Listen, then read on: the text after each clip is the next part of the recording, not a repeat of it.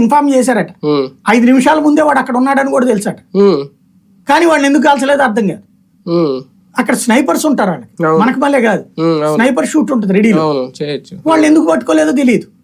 అది ఒక ఎత్తు అయితే, ఇప్పుడు రేపు పొద్దున ఏం చేస్తారంటే వాడిది ఇది చూసారట గూగుల్ ని, ఎక్కడ ఏమీ తేలలేదట.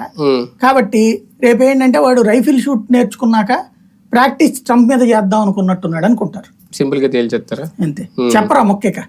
అది ఆ పుస్తకాలు వాళ్ళ బుక్కుల్లో రాసుకుని ఒక 50 ఏళ్ల తర్వాత చరిత్రలో చెప్తారనమాట. అధ్యక్ష ఎన్నికల్లో నిజంగా ఇటువంటి కాల్పులు ఇక్కడలాగా సింపతి రాజకీయాలు ఏమైనా క్రియేట్ చేస్తాయి, అక్కడ పెద్ద పట్టించుకోరా? మన దగ్గర సింపతి ఎక్కడ వచ్చింది? ఇప్పుడు జగన్ కాల్చారు, సింపతి పోయి కామెడీ.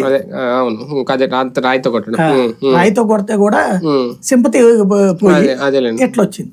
అక్కడ సేమ్ అయితే అక్కడ అట్లా కాదు, వాళ్ళు కొంచెం బాధ్యతగా ఉన్నారు. అంటే ఇది రాజకీయ కాల్పుల్లాగా చూడలేం కదా, చూడలేదు. అంటే కారణం ఏంటని తెలియదు అనుకోండి, కానీ రాజకీయ అతను ఆ తర్వాత బిహేవియర్ ని హీరోయిజం గా చూసారు. జగన్ లేదే సారీ ట్రంప్ లేచిన తర్వాత ఇట్లా పట్టుకుని చూడడం, అది వాళ్ళకి హీరోయిజం గా కనిపించింది. ఇంకోటి బైడెన్ పరిస్థితి అయిపోయింది.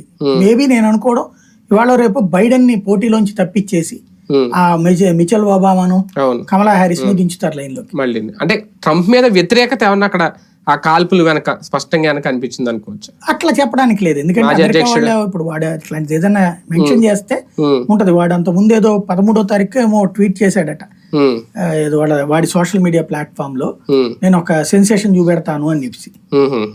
అది అంతకు తప్పించి ఇంకేం కనిపించలేదు అనమాట. ఒక అదేది ప్రీమియర్ చూపెడతాను అన్నాడట. ప్రీమియర్ షో వేసి ఉంటాడు.